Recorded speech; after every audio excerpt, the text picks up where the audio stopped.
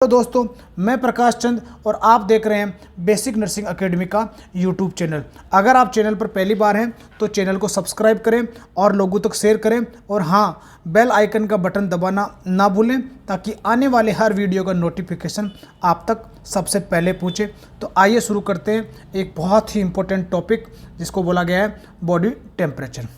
सबसे पहले मैं बात करूँगी बॉडी टेम्परेचर क्या होता है।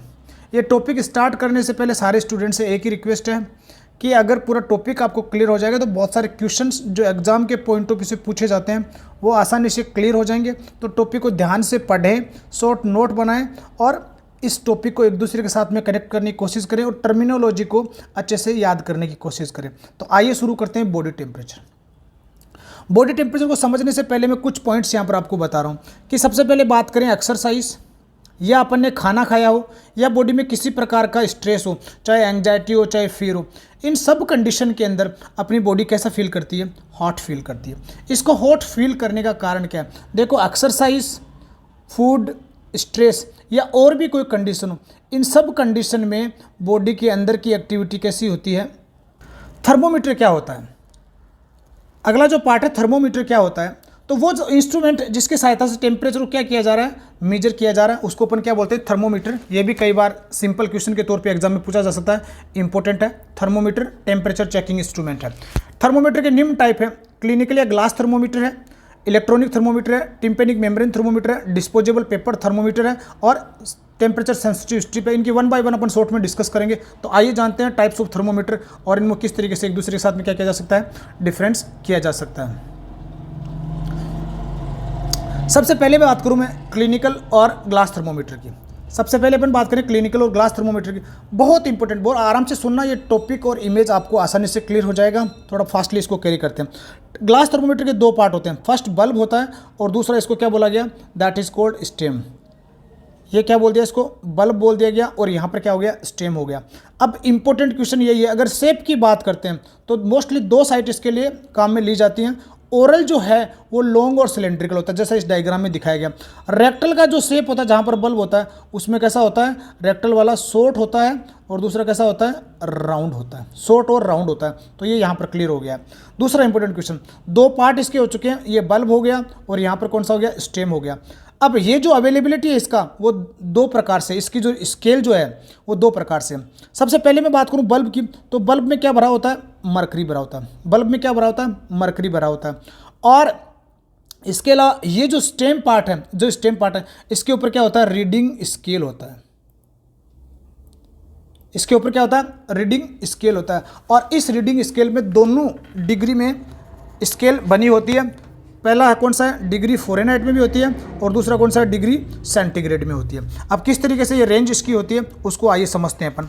अब दूसरा जो इंपॉर्टेंट यहाँ पर वो है कि मरकरी ही क्यों काम में ले जा रहा है? जो बल्ब में मरकरी होती है वो क्यों काम में ले जा रहा है? पहला इसका रीज़न क्या है? मरकरी एक लिक्विड मेटल है और यहाँ पर काम में लेने का कारण क्या है कि सेंसिटिव टू हीट के अगेंस्ट बहुत ज़्यादा सेंसिटिव है। हीट का सेंसिटिव का मीनिंग है कि जैसे टेम्परेचर में थोड़ा बहुत वेरिएशन आएगा तो मरकरी क्या होगी?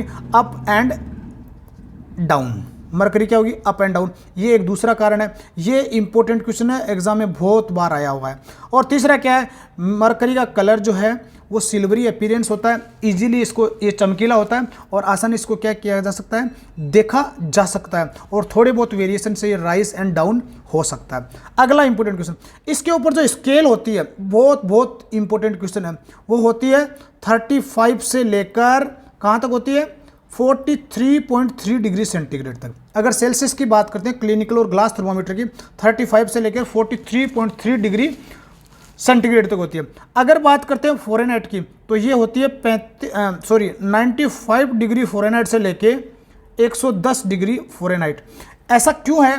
क्योंकि इसके अलावा जो रेंज है वो पॉसिबल नहीं है, क्योंकि बॉडी की जो सेल और टिश्यू होते हैं इसी बॉडी टेम्परेचर पे क्या करते हैं? मैक्सिमम फंक्शन परफॉर्म करते हैं। तो ये था क्लिनिकल ग्लास थर्मोमीटर। दूसरा इंपॉर्टेंट क्वेश्चन जो अभी प्रेजेंट टाइम में वार्ड में सबसे ज़्यादा यूटिलाइज किया जाता है उसको बोलते हैं इलेक्ट्रॉनिक थर्मोमीटर। बहुत सिंपल है। यहाँ पर एक टेम्परेचर सेंसिटिव प्रोब होता है। कौन सा प्रोब है? Temperature sensitive probe. ये टेम्परेचर सेंसिटिव प्रोब है और पीछे क्या लगा रहता है? एक बैटरी पावर यूनिट होता है और एक बैटरी पावर यूनिट होता है और एक क्या होता है यहाँ पर? डिस्प्ले होता है, एक डिस्प्ले होता है। जो भी टेम्परेचर यहाँ पर मेजर किया जाता है वो डिस्प्ले में क्या हो जाएगा, शो हो जाएगा। और ये भी डिग्री सेंटीग्रेड और डिग्री फ़ारेनहाइट दोनों में क्या करता है, यहाँ पर यूनिट्स को क्या करता है, शो करता है। और इसका इम्पोर्टेंट जो यूज है वो यही है कि ये थोड़ा फास्ट, एक्यूरेट और विद इन 60 सेकेंड क्या करता है, रीडिंग प्रोवाइड करता है। तो सबसे सेफ मेथड है। एक और इम्पोर्टेंट क्वेश्चन है, इस टेम्परेचर सेंसिटिव प्रोब पे एक प्लास्टिक शीट अप्लाई की जा सकती है, वो कारण क्या है उसका, क्योंकि वो क्रॉस इन्फेक्शन को क्या करती है, प्रिवेंट करती है। तो ये था इलेक्ट्रॉनिक थर्मोमीटर। अब तीसरा जो है टिम्पेनिक मेम्ब्रेन थर्मोमीटर, ज़्यादा डीपली इसमें अपन नहीं जाएंगे। यहाँ पर इंपॉर्टेंट एक ही लाइन है कि ये दिखने में कैसा रहेगा, सेम का सेम ऑटोस्कोप के जैसा रहेगा, एक हैंड हेल्ड डिवाइस है। अब ये रिचार्जेबल है और appropriate for infant 2 month and very young children. Young children और 2 मंथ एज से अबोव के जो बच्चे हैं उनके लिए ये काम में लिया जा सकता है। ये क्विक असेसमेंट में क्या करता है, बहुत जल्दी ये रीडिंग प्रोवाइड करता है और विद इन कितने टाइम में, विद इन 2 सेकेंड ये रीडिंग प्रोवाइड कर सकता है। और इसमें ये क्या करता है, ये अपने ईयर ड्रम, जिसको कान का पर्दा बोला गया है, वहाँ से क्या करता है, इंफ्रारेड रेज को क्या करता है, आइडेंटिफाई करता है, उनको क्या करता है, आइडेंटिफाई करता है। और इसी की वजह से टेम्परेचर क्या किया जा रहा है, असेस किया जा रहा है। इसका डिसएडवांटेज है एक, अगर कोई कंडीशन पेशेंट को ईयर प्रॉब्लम है, फॉर एग्जांपल किसी प्रकार का डिस्चार्ज है या इन्फेक्शन है, तो ऐसी कंडीशन में इसको यूज नहीं किया जा सकता। ये था टिम्पेनिक मेम्ब्रेन थर्मोमीटर। चौथा है disposable paper thermometer. Disposable paper thermometer कुछ इस प्रकार की एक, जो अपना डिस्पोजेबल टंग डिप्रेशर आता है उस प्रकार से होता है। यहाँ पर कुछ डॉटेड इसमें होती हैं, यहाँ पर डॉटेड होती हैं, और इन डॉट्स का कलर का चेंज होना वो किसको मॉनिटर करवाता है, टेम्परेचर। किसको मॉनिटर करता है, टेम्परेचर को। तो एक बार यूज़ करके इसको क्या किया जाता है, डिस्कार्ड किया जाता है, बहुत कम काम में लिया जाता है। ये भी कितने टाइम में रीडिंग प्रोवाइड कर देता है, with in 1 minute, but less accurate है। ये क्या है, लेस एक्यूरेट, तो बहुत कम काम में इसको लिया जाता है। ये सेम उसी प्रकार से है जिस प्रकार से आपका डिस्पोजेबल है, टेम्परेचर सेंसिटिव स्ट्रिप होती है। इसमें भी कलर डॉटेड होती हैं। अब इन डॉटेड की कुछ रेंज होती है, यहाँ पर टेम्परेचर की अलग रेंज 98 हो सकता है, 99 हो सकता है, 100 हो सकता है। तो वो इनमें अगर कलर में अगर चेंजेस आ रहा है तो वो किसको इंडिकेट करता है, वो उसकी रीडिंग को इंडिकेट करता है, टेम्परेचर को इंडिकेट करता है। और इस प्रकार का जो थर्मोमीटर है, जो स्ट्रिप है, वो लार्ज सरफेस एरिया का टेम्परेचर देखने के लिए काम में लिया जाता है। लार्ज सरफेस एरिया का मतलब क्या है, जैसे एब्डोमेन का देखना हो सरफेस का, या फोरहेड का देखना हो, या फिर किसी सर्जिकल साइट का क्या देखना हो, टेम्परेचर चेक करना हो। तो इस प्रकार की जगह यहाँ पर टेम्परेचर सेंसिटिव स्ट्रिप काम में लिया जाता है। और कलर चेंज होना इसमें किसको इंडिकेट करता है, रीडिंग को इंडिकेट करेगा। कुछ इंपॉर्टेंट फैक्ट्स हैं, उनको ध्यान से सुनो आप। एक थर्मोमीटर और होता है, वो सेम क्लिनिकल और ग्लास थर्मोमीटर के जैसा आपको दिखाई देगा। अब क्लिनिकल और ग्लास थर्मोमीटर में जो डिफरेंस है इस लोशन थर्मोमीटर के, वो क्या है मैं बता रहा हूँ। ये दोनों मैं सपोज करो डायग्राम मैंने बनाया लोशन थर्मोमीटर के, और एक डायग्राम में यहाँ पर बना रहा हूँ, ये स्टेम हो गया और ये आपका हो गया, ये जो एरिया है यहाँ पर कंस्ट्रिक्शन होता है। किसमें, क्लिनिकल और ग्लास थर्मोमीटर। यहाँ पर क्या प्रेजेंट होता है, कंस्ट्रिक्शन प्रेजेंट होता है। और इस कंस्ट्रिक्शन का यूज़ क्या है, इस कंस्ट्रिक्शन की वजह से मरकरी जो है वो इजीली फॉल डाउन नहीं होती है। चाहे वो कोल्ड की बात होती है या फिर हॉट की बात होती है, इजीली अप एंड डाउन यहाँ पर नहीं होती है, सेटल डाउन नहीं होती है। लेकिन लोशन थर्मोमीटर में क्या होता है, ये इजीली क्या होता है, डाउन सेटल हो जाती है। इसलिए इसका डिसएडवांटेज एक तो ये। दूसरा इसका डिफरेंस क्या है कि इसके ऊपर जो स्केल होती है वो 0 डिग्री से लेके 100 डिग्री सेंटीग्रेड तक होती है। कितनी होती है, 0 डिग्री से लेके 100 डिग्री सेंटीग्रेड तक होती है। या फिर अगर फ़ारेनहाइट की बात करते हैं तो 32 से लेके 212 डिग्री फ़ारेनहाइट यहाँ पर होता है, 32 से लेके 212 डिग्री। और इसको क्या बोला गया है, that is called lotion thermometer. तो मेन डिफरेंस यही है, लोशन थर्मोमीटर पर जो रीडिंग स्केल है वो 0 से 100 डिग्री सेंटीग्रेड है, जबकि क्लिनिकल में 35 से लेके 43.3 तक है। लोशन थर्मोमीटर में फ़ारेनहाइट की बात करें तो 32 से लेके 212 डिग्री फ़ारेनहाइट है, और क्लिनिकल और ग्लास थर्मोमीटर में कितनी है, 95 से लेके 110 डिग्री फ़ारेनहाइट तक है। अब क्या होता है, दूसरा इंपॉर्टेंट, इसका कंस्ट्रिक्शन की वजह से मरकरी फॉल डाउन नहीं होता है। ये रीडिंग स्केल आपका 0 से 100 डिग्री, 32 से 212 डिग्री हो गया। अब इंपॉर्टेंट क्वेश्चन ये है कि कभी भी इसको वॉश नहीं करना चाहिए थर्मोमीटर को हॉट एंड कोल्ड वाटर से। इसकी वजह से मरकरी और ग्लास क्या हो सकता है, डैमेज हो सकता है। हमेशा जब भी मेजर करते हैं तो आई लेवल पे क्या करना है, मेजर करना है। कभी भी उन पेशेंट के माउथ में थर्मोमीटर को प्लेस नहीं करना है जो इंस्ट्रक्शन को क्या नहीं करते, अंडरस्टैंड नहीं करते। यानी कि यहाँ पर थर्मोमीटर के क्या होने के चांसेस होते हैं, ब्रेक होने के चांसेस होते हैं, चुई करने चबाने के चांसेस हो जाते हैं। ये एक इंपॉर्टेंट क्वेश्चन है। आगे एक और टॉपिक आएगा यहाँ पर कि थर्मोमीटर को डिसइंफेक्ट किस तरीके से करते हैं, टेम्परेचर लेने के पहले और टेम्परेचर लेने के बाद में। इसकी अपन बाद में बात करेंगे। तो यहाँ पर वेरी वेरी इंपॉर्टेंट क्वेश्चन क्या हो गया, डिफरेंस बिटवीन क्लिनिकल और ग्लास थर्मोमीटर। 32 से लेकर 212 और 0 से लेकर 100 डिग्री सेंटीग्रेड तक मेजरमेंट होता है किसमें, लोशन थर्मोमीटर के अंदर। और एक दूसरा बल्ब और स्टेम के बीच में जो कनेक्शन है वहाँ पर कंस्ट्रक्शन प्रेजेंट नहीं होता है, तो इजीली यहाँ पर मरकरी क्या हो जाता है, फॉल डाउन हो जाता है। नेक्स्ट बात करें, अब थर्मोमीटर के डिसइंफेक्शन की बात करते हैं। पहले तो आपको ये चीज़ देखना है कि कौन कौन से सॉल्यूशन काम में लिए जाते हैं। तो डिटोल है, फेरेंजियोल है, लाइजोल है और सेवलॉन, ये 4 सॉल्यूशन मेनली थर्मोमीटर के डिसइंफेक्शन के लिए काम में लिए जाते हैं। डिटॉल, फेरेंजियोल, लाइजोल और सेवलॉन। अब इनकी स्ट्रेंथ कितनी काम में ली जाती है और कितना टाइम तक जो ड्यूरेशन है जो थर्मोमीटर को कॉन्टैक्ट में रखा जाना चाहिए। यहाँ पर टाइम का मीनिंग क्या है कि सॉल्यूशन को कितने टाइम तक डिसइंफेक्ट करने के लिए थर्मोमीटर को क्या करता है, रखा होता है, उस ड्यूरेशन को बताया गया ये है। और स्ट्रेंथ का मीनिंग इसको किस तरीके से सॉल्यूशन को बनाना होता है, किस तरीके से सॉल्यूशन को बनाना होता है। तो बहुत इंपॉर्टेंट है डिटोल, फेरेंजियोल, लाइजोल, ये आपको अल्फाबेटिकली देखना है। सबसे पहले डी है, उसके बाद में एफ है, उसके बाद में एल है, उसके बाद में याद करने का टेक्निक आपको बता रहा हूँ, डी एफ एल एस। ये चारों के चारों कैसे हैं, अल्फाबेटिकली। तो 3 जो स्टार्टिंग के हैं डी एफ एल, इन तीनों का जो स्ट्रेंथ होता है 1:20 होता है। कितना होता है, सॉरी 1:40 होता है। तीनों का रेशियो कितना होता है, 1:40 होता है। सिर्फ सेवलॉन ही एक ऐसा है जिसका स्ट्रेंथ क्या रखा जाता है, कम रखा जाता है, और स्ट्रेंथ कितना है, 120। दूसरा, टाइम को याद करने की टेक्निक मैं आपको बता देता हूँ। सारे के सारे 5 मिनट तक डिसइंफेक्ट किए जाते हैं। सारे के सारे सॉल्यूशन से थर्मोमीटर को 5 मिनट तक डिसइंफेक्ट किया जाता है। सिर्फ लाइजोल कम टाइम लेता है, सिर्फ और सिर्फ लाइजोल क्या करता है, कम टाइम लेता है, और उसके लिए ड्यूरेशन कितना है, 3 मिनट। तो याद रखना DFL 1:40। सबका टाइम कितना है, ऑल टाइम कितना है, 5 मिनट। कितना टाइम तक है, 5 मिनट, एक्सेप्ट, बस यही याद रखना आपको, लाइजोल। ये इसको क्या बोलते हैं अपन ने, लाइजोल। इसमें सिर्फ कितने मिनट की जरूरत होती है, 3 मिनट का जरूरत है। ये भी बहुत बहुत इंपॉर्टेंट क्वेश्चन है, कई बार एग्जाम में यहाँ से क्वेश्चन आया हुआ है।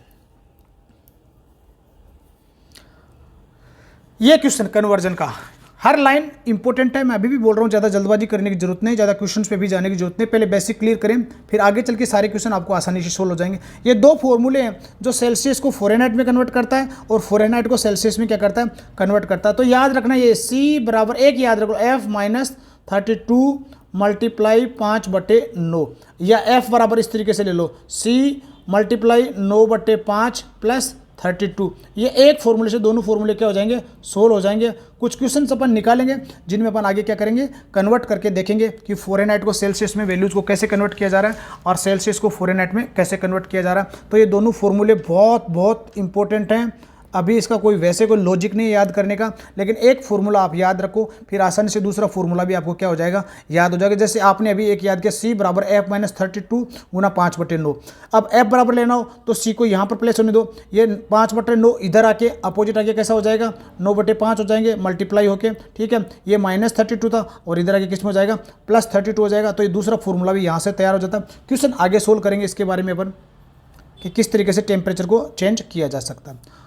Very important, sites of temperature. Exam में कुछ इस तरीके से आता है कि निम्न में से कौन सी साइट टेम्परेचर को चेक करने की नहीं है। तो मोस्ट इंपॉर्टेंट जो बार बार यूटिलाइज की जाती हैं, जो साइट सबसे ज़्यादा काम में ली जाती हैं, वो है oral, rectal, axilla, vagina, groin और टिम्फेनिक मेम्ब्रेन। सबसे कॉमन जो 3 साइट काम में ली जा रही है, ओरल है, रेक्टल है और एक्जिला है। ओरल, रेक्टल और एक्जिला। अब इंपॉर्टेंट है यहाँ पर, वेरी वेरी इंपॉर्टेंट, ओरल का जो थर्मोमीटर प्लेस किया जाना होता है कितने टाइम तक, मेनली 2 मिनट तक, 2 मिनट तक। बहुत इंपॉर्टेंट क्वेश्चन है। रेक्टल और एक्जिला की बात आती है तो ये कितने टाइम तक रखे जाते हैं, 3 to 5 मिनट यहाँ पर रखा जाएगा। अब यहाँ पर सबसे इंपॉर्टेंट जो अलग क्वेश्चन बनता है वो ये है कि रेक्टल को 3 से 5 मिनट रखा जाएगा, लेकिन इंसर्ट करने से पहले क्या किया जाएगा, लुब्रिकेट किया जाएगा। और लुब्रिकेट करने के बाद कितना इंसर्ट करना होता है, 1 to 1.5 इंच। ये ध्यान रखना, अभी और भी बाकी सारे बच्चों के लिए और अलग अलग एज वाइज कितना इंसर्ट करते हैं वो भी देखेंगे, लेकिन यहाँ पर एडल्ट के लिए 1 to 1.5 इंच रेक्टल में क्या करते हैं, इंसर्ट करते हैं। और ये रेक्टल मेथड कब काम में लेते हैं, ये अल्टरनेट है किसका, ओरल कोई सर्जरी हुआ हो या एक्सिलरी कोई सर्जरी हो, ऐसी कंडीशन में कौन सा टेम्परेचर मेजर करते हैं, रेक्टल टेम्परेचर मेजर करते हैं। तो ओरल 2 मिनट, रेक्टल और एक्जिला 3 से 5 मिनट के लिए है। रेक्टल इंसर्ट करने से पहले लुब्रिकेट करते हैं और 1 to 1.5 इंच क्या करते हैं, इंसर्ट करते हैं। ये भी ध्यान रखना, 1 इंच इक्वल टू कितना, 2.5 सेंटीमीटर। तो कितना इंसर्ट करते हैं, वो 4 to 5 सेंटीमीटर के आसपास इसमें क्या करते हैं, इंसर्ट करते हैं। फिर वेजाइना भी साइट है, ग्रोइन साइट है और टिम्पेनिक मेम्ब्रेन थर्मोमीटर मैंने पहले डिस्कस किया था। तो ये सारी मेथड्स क्या थी, साइट्स ऑफ टेकिंग टेम्परेचर। अब एक इंपॉर्टेंट लाइन और है यहाँ पर, हर लाइन अपनी जगह इंपॉर्टेंट रोल प्ले करते हैं। Rectum is the most reliable method. अगर पूछा गया सबसे रिलायबल मेथड कौन सा है, रेक्टम है। इसके पीछे कारण क्या है कि बाहरी कोई भी चीज़ के कांटेक्ट में थर्मोमीटर नहीं आता है। लेकिन एक डिसएडवांटेज भी है, अगर पेशेंट को डायरिया, कॉन्स्टिपेशन जैसी कंडीशन है तो यहाँ पर इसको यूज नहीं किया जा सकता। डायरिया या फिर कॉन्स्टिपेशन ऐसी कंडीशन में इसको यूज नहीं किया जा सकता। और चिल्ड्रन की बात करते हैं, चिल्ड्रन में सबसे ज़्यादा जो मोस्ट कॉमन साइट कौन सी सूटेबल साइट वो है एक्जिलेरा। कौन सा साइट है, एक्जिलरी टेम्परेचर सबसे ज़्यादा बार लिया जा रहा है। अगर बात करते हैं न्यूबॉर्न की तो 1 to 6 ईयर में रेक्टल टेम्परेचर कॉन्ट्राइंडिकेटेड है। वेरी वेरी इंपॉर्टेंट है, rectal temperature 1 to 6 year childrens में क्या है, कॉन्ट्राइंडिकेटेड है। तो site oral, rectal, axilla, vagina, groin और टिम्पेनिक मेम्ब्रेन सब में 3 से 5 मिनट, यानी कि रेक्टल और एक्जिला में 3 से 5 मिनट तक रखते हैं। ओरल में 2 मिनट तक रखा जाता है। और रेक्टल इंसर्ट करने से पहले लुब्रिकेट किया जाएगा और 1 से 1.5 इंच एडल्ट के अंदर क्या किया जाएगा, इंसर्ट किया जाएगा। ये थी साइट्स ऑफ टेम्परेचर। अब थोड़ा टफ टॉपिक है, इसको ध्यान से सुनना है, समझना है, क्योंकि ये जो मैकेनिज्म है ये आपको और सारे टॉपिक्स और बॉडी की फिजियोलॉजी को समझने में क्या करेगी, हेल्प करेगी। अब टेम्परेचर का जो अपन ने अभी तक बात किया है कि हीट का प्रोडक्शन, हीट अगर प्रोड्यूस हो रही है उसी हीट को अपन ने क्या बोला है, बॉडी टेम्परेचर। उसी हीट को अपन ने क्या बोला है, बॉडी टेम्परेचर। अब ये बॉडी टेम्परेचर प्रोड्यूस कैसे होती है, इसके कुछ मैकेनिज्म है, उनके थ्रू क्या होता है, इससे हीट का प्रोडक्शन होता है। और दूसरा कुछ मैकेनिज्म है जिसके थ्रू हीट का क्या होता है, लॉस होता है। तो पहले तो हीट का प्रोडक्शन और लॉस होना 2 मैकेनिज्म है।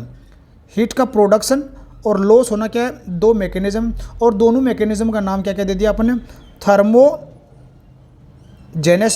और दूसरा कौन सा, थर्मोलाइसिस। अपन ने खाना खाया, एनर्जी को प्रोडक्शन हुआ। अपन ने एक्सरसाइज किया, एनर्जी का प्रोडक्शन हुआ। या और भी बॉडी में कुछ मसल्स का कॉन्ट्रैक्शन हुआ, एनर्जी का प्रोडक्शन हुआ। तो इसको अपन क्या बोलते हैं, दैट इज कॉल्ड थर्मोजेनेसिस। और थर्मोलाइसिस में क्या है, मैं रेस्पिरेशन कर रहा हूँ, मैं बात कर रहा हूँ, तो कुछ वेपर बन के मेरे मुंह से यहाँ पर एयर निकल रही है, उसके थ्रू कुछ वाटर का भी यहाँ पर लॉस हो रहा है, कुछ हीट का भी लॉस हो रहा है।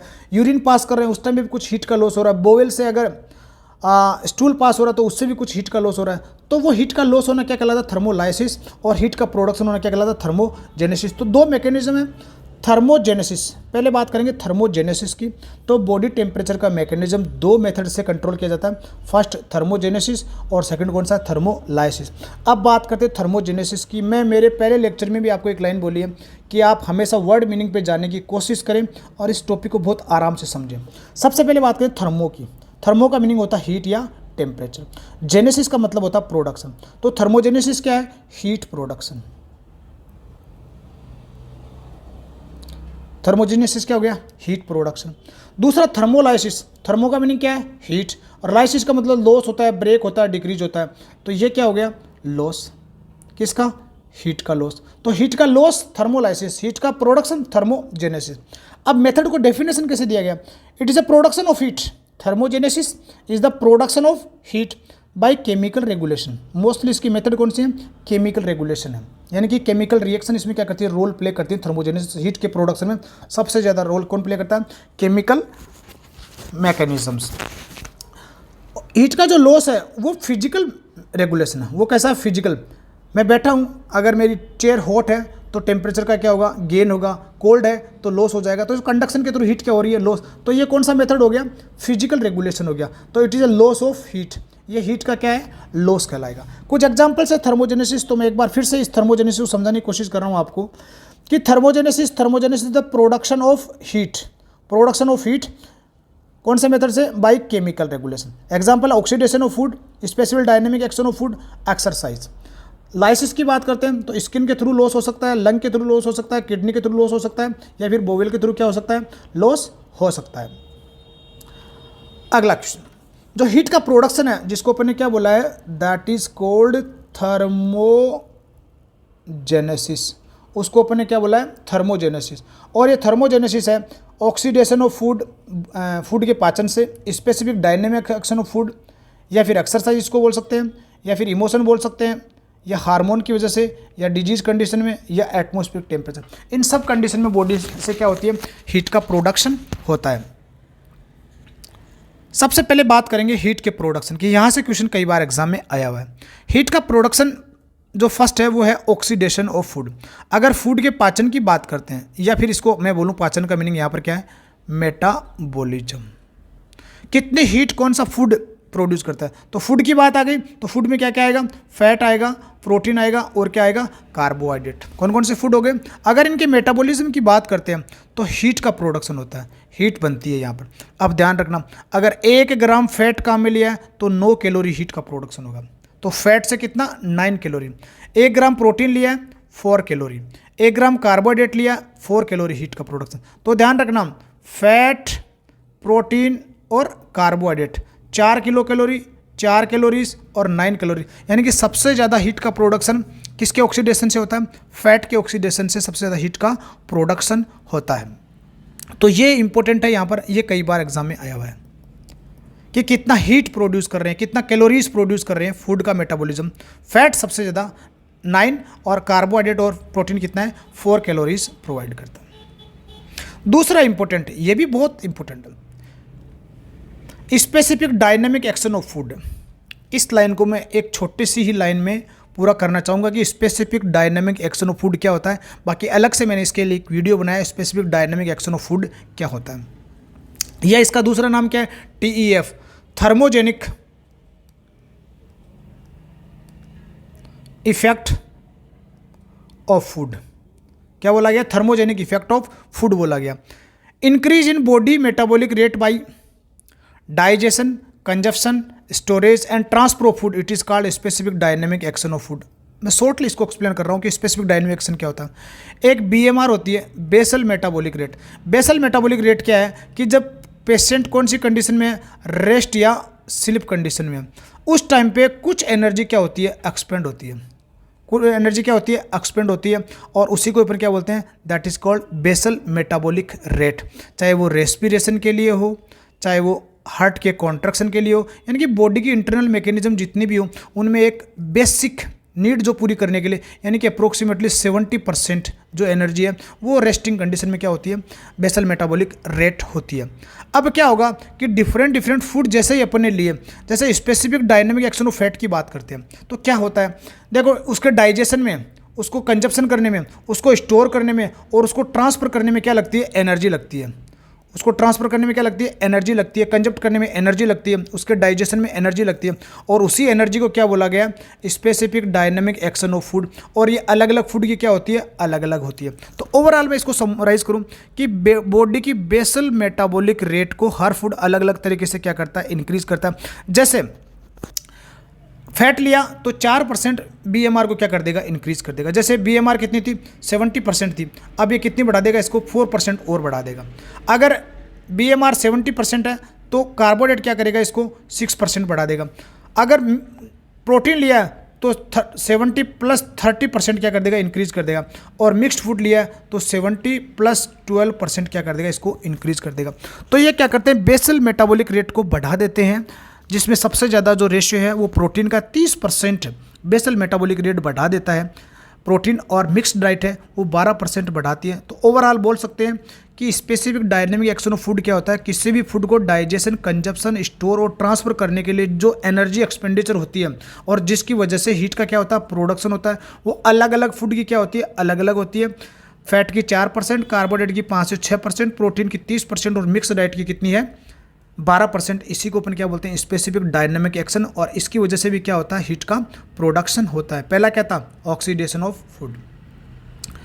एक और इंपॉर्टेंट है एक्सरसाइज। ये मैं ऑलरेडी बता चुका हूँ कि एक्सरसाइज क्या करता है, बॉडी की एक्टिविटी को इंक्रीज करता है और इंक्रीज होने के कारण हीट का क्या होता है, प्रोडक्शन होता है। यहाँ पर एक मेथड और भी है कि जो स्टोरेज ग्लाइकोजन है वो किस में टूटता है, ग्लूकोज में टूटता है या शुगर में टूटता है, कार्बोहाइड्रेट में टूटता है, और उसकी वजह से क्या रिलीज होती है, एनर्जी, और एनर्जी रिलीज होने की वजह से क्या प्रोड्यूस होता है, हीट का प्रोडक्शन होता है। दूसरा, ड्यूरिंग एक्सरसाइज ब्लड सप्लाई है, स्किन को इंक्रीज होती है, वेजोडाइलेशन होता है और पर्सन कैसा फील करता है, हॉट फील करता है। तो यहाँ पर भी क्या हो गया, टेम्परेचर का प्रोडक्शन। मसल्स कॉन्ट्रैक्शन क्या करती है, हीट का प्रोडक्शन करती है। तो इन सब कंडीशन में बॉडी की एक्टिविटी क्या होती है, इंक्रीज होती है। एक इंपॉर्टेंट लाइन यहाँ पर एग्जाम में आ सकती है कि 80% हीट जो है वो कौन सी मसल्स के कॉन्ट्रैक्शन से प्रोड्यूस होती है, स्केलेटल मसल्स के कॉन्ट्रैक्शन। 80% हीट स्केलेटल मसल्स के कॉन्ट्रैक्शन से क्या होती है, प्रोड्यूस होती है। अगला इंपॉर्टेंट है इमोशन। इमोशन भी क्या करते हैं, हीट का प्रोडक्शन करते हैं। इमोशन क्या करते हैं, हीट का प्रोडक्शन करते हैं। जैसे एक्साइटमेंट, एंग्जाइटी, स्ट्रेस, ये सब के सब क्या करते हैं, ऑटोनोमिक नर्वस सिस्टम को क्या करते हैं, स्टिमुलेट करते हैं। और वो क्या करता है, फिर डिफरेंट ऑर्गन है उनकी एक्टिविटी क्या कर देता है, बढ़ा देता है। जैसे स्ट्रेस किसकी एक्टिविटी को बढ़ाएगा, हार्ट को। एंग्जाइटी भी किसको बढ़ाएगा, हार्ट को, ठीक है। मेटाबॉलिज्म थायराइड को बढ़ाएगी। तो कुछ ऑर्गन है वो सब की एक्टिविटी को इनको इंक्रीज करते हैं, और इस एक्टिविटी इंक्रीज होने की वजह से भी क्या होता है, हीट का प्रोडक्शन होता है, और उसी को अपन क्या बोलते हैं, टेम्परेचर बोलते हैं। तो इमोशन भी क्या करता है, हीट को प्रोड्यूस करता है। अगला इंपॉर्टेंट, यहां से क्वेश्चन कई बार एग्जाम में, हार्मोन्स। हार्मोन्स भी क्या करते हैं, टेम्परेचर को बढ़ाते हैं। जो बढ़ाने वाले हार्मोन्स मैं आपको बता रहा हूँ, हीट प्रोडक्शन की बात यहाँ पर चल रही है, कुछ हार्मोन्स कम भी करते हैं। थायराइड में TSH, T3 और T4, इन तीनों हार्मोन का लेवल क्या करता है, बॉडी की एक्टिविटी को इंक्रीज करता है। एड्रिनल ग्लैंड, इससे आपके रिलीज होंगे कैटाकोलामाइंस, जिसमें क्या क्या आ जाएगा आपका, एड्रेनलिन है, नोर एड्रेनलिन है, डोपामाइन है। ये सारे के सारे ये भी क्या करते हैं, बॉडी की एक्टिविटी को क्या करेंगे, इंक्रीज कर देते हैं, और इसकी वजह से किसका प्रोडक्शन होता है, हीट का प्रोडक्शन होता है। एक इंपॉर्टेंट और है ओवेरियन हार्मोन, ये एग्जाम में आया हुआ कई बार। ओवेरियन हार्मोन कब बॉडी को टेम्परेचर इंक्रीज करता है या हीट का प्रोडक्शन करता है। देखो ओवुलेशन के टाइम पे टेम्परेचर इंक्रीज होता है, ये क्वेश्चन एग्जाम में आया हुआ है। ओवुलेशन के टाइम पे बॉडी का टेम्परेचर क्या होता है, इंक्रीज होता है। कितना इंक्रीज होता है, 0.3 डिग्री से 0.6 degree. Very very very important, 0.3 से 0.6 डिग्री सेंटीग्रेड, या फिर ऐसा बोल सकते हैं 0.5 to 1 डिग्री फ़ारेनहाइट। ये एग्जाम में बहुत बार क्वेश्चन आया हुआ है। तो ओवेरियन हार्मोन क्या करता है, इंक्रीज करता है। थायराइड और एड्रिनल ग्लैंड्स भी क्या करते हैं, इंक्रीज करते हैं। एटमॉस्फेरिक कंडीशन बहुत सिंपल लाइन है, अगर कहीं टेम्परेचर हॉट है तो बॉडी टेम्परेचर भी क्या हो जाएगा, इंक्रीज हो जाएगा, क्योंकि हीट का लॉस बॉडी से बहुत कम होगा। अगर डिक्रीज हुआ है बॉडी टेम्परेचर या कोल्ड है तो वहाँ पर बॉडी का टेम्परेचर भी क्या हो जाएगा, कम हो जाएगा, क्योंकि कंडक्शन के थ्रू हीट का क्या हो जाएगा, लॉस। यहाँ लॉस ज़्यादा हो जाएगा, यहाँ लॉस क्या हो जाएगा, कम हो जाएगा। इसकी वजह से टेम्परेचर इंक्रीज होता है।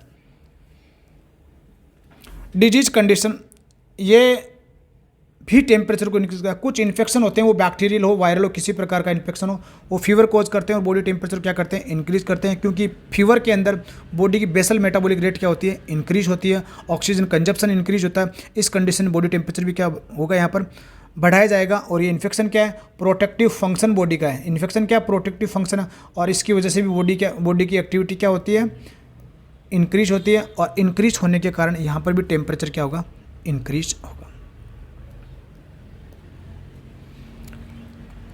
अब कुछ कंडीशन ऐसी होती हैं जहाँ पर हीट का प्रोडक्शन क्या होता है, कम होता है। कुछ ऐसी कंडीशन होती हैं जहाँ पर हीट का प्रोडक्शन कम होता है। ये ऑलरेडी अपन बात कर चुके हैं वैसे इनडायरेक्टली, लेकिन यहाँ पर मैं बोलूँ, स्लीप के अंदर बॉडी कौन सी कंडीशन में होती है, रेस्ट कंडीशन में होती है, और इस स्थिति में बॉडी की एक्टिविटी क्या होगी, कम होगी, तो हीट का प्रोडक्शन क्या होगा, कम होगा। फास्टिंग में डाइजेस्टिव मेटाबॉलिज्म और इनका कंजप्शन है वो कम होगा, इसकी वजह से हीट का प्रोडक्शन भी क्या होगा, हीट का प्रोडक्शन भी क्या हो जाएगा, कम। डिप्रेशन, बाकी एंग्जाइटी, फियर, स्ट्रेस, इन सब में क्या होता है, हीट का प्रोडक्शन बढ़ता है। लेकिन डिप्रेशन में बॉडी की एक्टिविटी क्या होती है, बॉडी की एक्टिविटी डिक्रीज होती है और इसकी वजह से हीट प्रोड्यूस भी कैसी होती है, लेस होती है। शॉक में ब्लड लॉस होता है, ब्लड लॉस होने से बॉडी कैसी फील होती है, बॉडी फील होती है कूल फील होती है, या यहाँ पर बोल सकते हैं ब्लड वॉल्यूम कम हुआ है। तो ऐसी कंडीशन में अपन क्या बोल सकते हैं, यहाँ पर हीट का प्रोडक्शन क्या होता है, बहुत ज़्यादा कम होता है। तो sleep, fasting, depression, shock, overall में बोलूँ यहाँ पर चारों कंडीशन के अंदर ही क्या होता है, बॉडी की एक्टिविटी क्या होती है, डिक्रीज होती है और इसकी वजह से हीट प्रोडक्शन भी क्या हो जाएगा, डिक्रीज होगा। तो ये एक इंपॉर्टेंट लाइन थी, condition where heat production is less. अगला important, way of heat losing, कि अभी तक अपन बात कर रहे थे हीट प्रोडक्शन की, तो ऑक्सीडेशन ऑफ फूड था, स्पेसिफिक डायनामिक एक्शन था, एक्सरसाइज था, इमोशन थे, एटमोस्फियर था, या फिर डिजीज कंडीशन थे। इन सब कंडीशन में हीट का प्रोडक्शन में हेल्प करते हैं।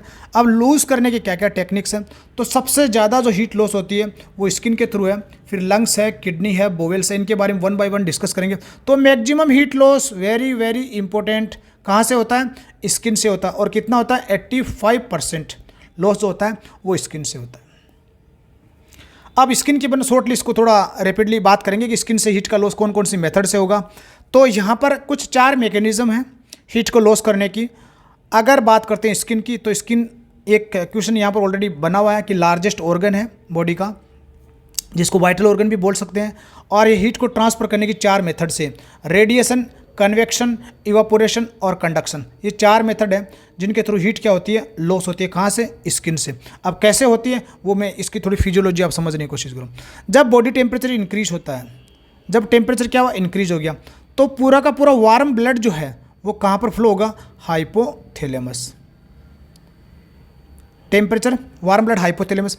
अब हाइपोथैलेमस क्या है, हाइपोथैलेमस वेरी सेंसिटिव है, किसके अगेंस्ट में पहले बता चुका हूँ, टेम्परेचर के लिए। अब ये क्या करता है, इंपल्स भेजता है किसको, स्किन को। और स्किन में क्या होता है, वेसल्स को क्या कर देता है, डायलेट। स्किन में वेसल्स को क्या कर देगा, डायलेट कर देगा। हो सकता है मैं यहाँ पर क्लियरली लिख नहीं पा रहा हूँ, लेकिन आप सुन लेना अच्छे से, जो जो लाइनें मैं बोल रहा हूँ बहुत इंपॉर्टेंट, हर लाइन अपनी जगह इंपॉर्टेंट है। जैसे ही वेजो डायलेशन होगा तो सामने का रेजिस्टेंस कम होगा और ज़्यादा ब्लड किसके संपर्क में आएगा, यहाँ पर स्किन के संपर्क में आएगा। और जैसे स्किन के संपर्क में ज़्यादा ब्लड आएगा तो यहाँ पर जो हीट है, जो वार्म ब्लड है, जो हीट है, वो किसके थ्रू, 4 मैकेनिज्म से, कंडक्शन, कन्वेक्शन, रेडिएशन और इवापोरेशन से क्या हो जाएगी, लॉस हो जाएगी। इन चारों की अपन बात कर रहे हैं, कन्वेक्शन, इवापोरेशन, रेडिएशन और कंडक्शन, ये 4 मेथड से। अब एग्जाम के पॉइंट ऑफ व्यू से जो इंपॉर्टेंट क्वेश्चन मैं बोल रहा हूँ, 1 लाइन, रेडिएशन से सबसे ज़्यादा हीट लॉस होती है, रेडिएशन से सबसे ज़्यादा हीट लॉस होती है। इस डायग्राम में आप यहाँ से देखो, ये लो, ये वेव्स के थ्रू, रेडिएशन के थ्रू क्या होता है, हीट का लॉस होता है। यहाँ पर कोई भी ऑब्जेक्ट पर्सन के डायरेक्ट कॉन्टेक्ट में नहीं आता, सबसे ज़्यादा हीट लॉस। इसके बाद में दूसरा इंपॉर्टेंट जो है, इवापोरेशन के थ्रू। इवापोरेशन का मीनिंग क्या है कि जो स्वेटिंग है, जो पसीना आ रहा है, वो कैसा बन के उड़ रहा है, भाप बन के, वेपर बन के यहाँ पर उड़ रहा है, तो ऐसे ही इसको बोलते हैं इवापोरेट होना। ये 22%। तो रेडिएशन के बाद सबसे ज़्यादा कौन होता है, इवापोरेशन, तो RE। ठीक है, अब बात नेक्स्ट, कन्वेक्शन। कन्वेक्शन का मीनिंग क्या है, जैसे मैं बैठा हूँ, इसकी वजह से हीट का प्रोडक्शन जो भी बॉडी में है, नॉर्मल हो, ज़्यादा हो, कम हो, बाद की बात है। लेकिन अगर फैन रोटेट कर रहा है तो कुछ हीट फैन के जो कन्वेक्शन है, जो एयर मूवमेंट्स है, उसकी वजह से क्या हो जाएगी, लॉस हो जाएगी। तो इसको क्या बोलते हैं, कन्वेक्शन बोलते हैं। तो ये एयर मूवमेंट की वजह से, एग्जांपल इसका फैन हो गया आपका कन्वेक्शन। ये 15% हीट का लॉस यहाँ पर कन्वेक्शन से होता है, जो इन्वायरमेंट से इसका लॉस होता है। कंडक्शन का मीनिंग है डायरेक्ट कॉन्टैक्ट। कोई हॉट पार्टिकल या कोल्ड पार्टिकल बॉडी के कांटेक्ट में आता है तो हीट का लॉस वहाँ पर किससे होता है, कंडक्शन से। और सबसे कम यहाँ पर कंडक्शन के थ्रू लॉस होता है, और वो कितना है, 3%। तो लाइने में एक बार फिर से, हीट लॉस सबसे ज़्यादा 85% हीट लॉस स्किन के थ्रू होती है, और स्किन में भी किसके थ्रू होती है, रेडिएशन के थ्रू 60% हीट लॉस होती है। उसके बाद में इवापोरेशन से 22% हीट लॉस होती है, कन्वेक्शन से 15% हीट लॉस होती है, कंडक्शन से 3% हीट लॉस होती है। तो यहाँ पर डी आ रहा है, ध्यान रखना, ये डायरेक्ट कॉन्टैक्ट को इंडिकेट करता है। कंडक्शन में डायरेक्ट कॉन्टैक्ट से होती है। इवापोरेट का मतलब वेपर बन जाती है, P4 वेपर बनना, ये वेपर बन गया यहाँ पर।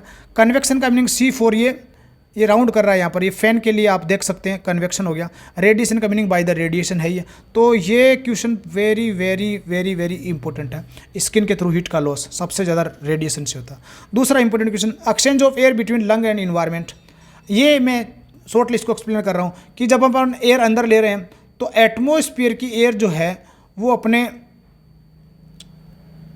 लंग से क्या होगी, कोल्ड होगी।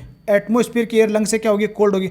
जैसे ये कोल्ड एयर अपन क्या करेंगे, इनहेल करेंगे तो ये अपन CO2 के रूप में इसको क्या करते हैं, बाद में एक्सहेल करते हैं। तो स्टार्टिंग में ये क्या होती है, कोल्ड होती है, लेकिन ये चाहे वो इसका पाथवे हो या इंटरनल टेम्परेचर हो, इसकी वजह से इसका टेम्परेचर क्या हो जाएगा, हॉट हो जाएगा। और इस हॉट के साथ में किसका लॉस होगा, हीट का लॉस होगा। और हीट का लॉस किसके थ्रू होगा, एक्सहेलेशन के थ्रू। मैं बोलूँ यहाँ पर रेस्पिरेशन करेंगे तो कोल्ड एयर लेंगे, कोल्ड एयर अंदर जाने के बाद थोड़ा वार्म होगी, वार्म होने के बाद में जब अपन एक्सहेल करेंगे तो कुछ हीट का लॉस यहाँ पर किसके थ्रू हो जाएगा, लंग्स के थ्रू हो जाएगा। तो अप्रोक्सीमेटली 300 ml जो वाटर है वो डेली किससे लॉस होता है, लंग्स से। किडनी सेम लाइन यहाँ पर है।